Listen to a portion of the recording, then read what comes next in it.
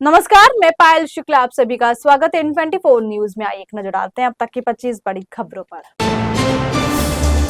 पाकिस्तान से तनाव के बीच श्रीनगर पहुंचे रक्षा मंत्री राजनाथ सिंह ने पड़ोसियों को दिया दो टूक जवाब। कहा, सिर्फ आतंकवाद और पीओके पर होगी पाकिस्तान से बात। आतंकवाद के खिलाफ भारत की है कठोर प्रतिज्ञा। श्रीनगर से रक्षा मंत्री राजनाथ सिंह ने पाकिस्तान को दी चेतावनी। कहा, अब युद्ध माना जाएगा कोई भी आतंकी हमला।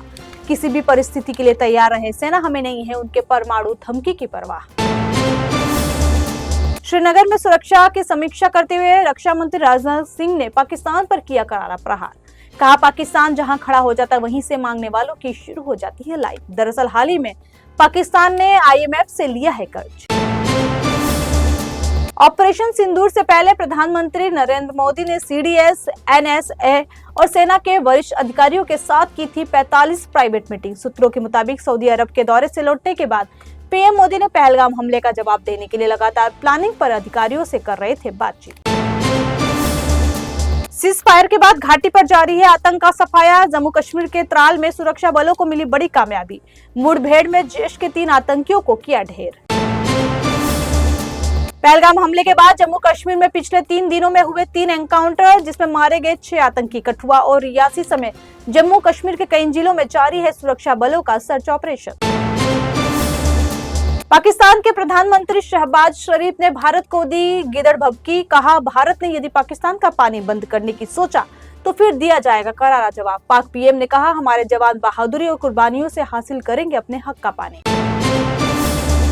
भारत द्वारा पाकिस्तान पर की गई कार्रवाई को विदेशी अखबारों में मिली तारीफ। अमेरिकी अखबार वाशिंगटन पोस्ट ने लिखा, भारत के हमले में पाकिस्तान के एयरबेस का हुआ बड़ा नुकसान। कई दशकों से जारी संघर्ष में यह था अब तक का सबसे बड़ा हमला। अमेरिका के न्यूयॉर्क टाइम्स पर भी छपी ऑपरेशन सिंदूर को लेकर एक रिपोर्ट, जिसमें लिखा, भारत के टारगेटेड ऑपरेशन को मिली बड़ी कामयाबी। पाकिस्तान की सेना और एयरबेस पर किए गए सटीक हमले। अमेरिका के पूर्व रक्षा अधिकारी फेलो माइकल रूबिन ने खोली आतंकिस्तान की पोल। कहा, भारत द्वारा ऑपरेशन सिंदूर के तहत की गई स्ट्राइक के बाद दुम दबाकर सीज फायर की भीख मांगने दौड़ा था पाकिस्तान। रूबिन ने कहा, पाकिस्तान को कूटनीतिक और सैन्य मोर्चे पर करना पड़ा है करारी शिकस्त का सामना। बलूचिस्तान ने पाकिस्तान से अलग होने और अपनी आजादी का किया ऐलान। इस बीच बलूच लिबरेशन आर्मी ने पाकिस्तानी सेना के काफिले पर किया जबरदस्त हमला, जिसमें 14 पाकिस्तानी सैनिकों के मारे जाने की है खबर। भारत के समर्थन में आए बलूचिस्तान के आंदोलनकारी भाषण के दौरान भारत के समर्थन में लगाए नारे और पाकिस्तान पर की कार्रवाई की मांग। कहा, पाकिस्तान के खिलाफ भारत द्वारा उठाई जा रहे हर कदम का समर्थन करेगा बलूचिस्तान। पाकिस्तान को समर्थन देने वाले तुर्की और अजरबैजान को भारतीय दे रहे झटका। व्यापारियों ने बंद की तुर्की के सेब और अन्य सामग्रियों की खरीदारी। टूरिज्म की बुकिंग में आई 250% तक की गिरावट। सोशल मीडिया पर ट्रेंड कर रहा है बॉयकॉट तुर्की और अजरबैजान। भारत के व्यापारियों द्वारा तुर्की का बहिष्कार किए जाने के बाद बोले महाराष्ट्र के CM देवेंद्र फडणवीस। कहा, नेशन फर्स्ट की प्राथमिकता और तुर्की से व्यापार बंद करने का फैसला है स्वागत योग्य। पुणे के व्यापारियों को पाकिस्तान से आया धमकी भरा फोन। दरअसल व्यापारियों ने तुर्की के सेब और अन्य सामग्रियों को आयात और बाजार बेचना कर दिया है बंद, जिसके चलते पाकिस्तान की तरफ से दी जा रही है धमकी।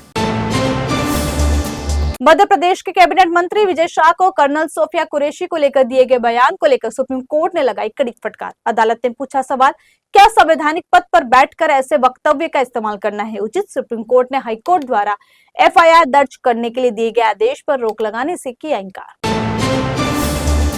कर्नल सोफिया कुरैशी पर बयान देने वाले मध्य प्रदेश सरकार के मंत्री विजय शाह की बढ़ती जा रही है मुश्किलें। सुप्रीम कोर्ट के बाद अब मध्य प्रदेश हाईकोर्ट ने एक बार फिर मामले में दिखाया सख्त रुख। अदालत ने मंत्री के खिलाफ दर्ज पुलिस FIR की भाषा पर जताई नाराजगी। अदालत ने कमजोर FIR में सुधार करने का दिया निर्देश।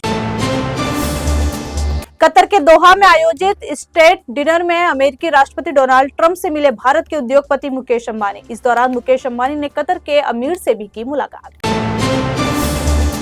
उत्तर प्रदेश की राजधानी लखनऊ में हुआ दर्दनाक हादसा। बिहार से दिल्ली जा रही चलती स्लीपर AC बस में लगी भीषण आग।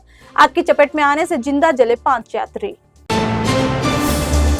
कानपुर में 2 इंजीनियरों की मौत के बाद उनका हेयर ट्रांसप्लांट करने वाली डॉक्टर अनुष्का तिवारी को लेकर हुए कई चौंकाने वाले खुलासे। खुद को हेयर ट्रांसप्लांट विशेषज्ञ बताती थी और कम पैसों में बाल उगाने का करती थी दावा।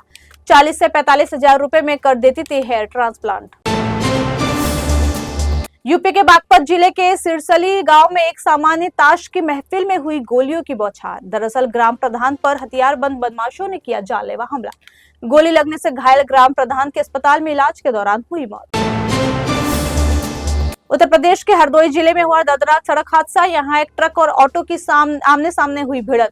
हादसे में ऑटो चालक समेत 6 लोगों की मौत जबकि 3 लोग गंभीर रूप से हुए घायल। जम्मू कश्मीर के त्राल में हुए 3 आतंकियों के एनकाउंटर का ड्रोन फुटेज आए सामने। हाथों में बंदूक और चेहरे में दहशत लिए नजर आए आतंकी।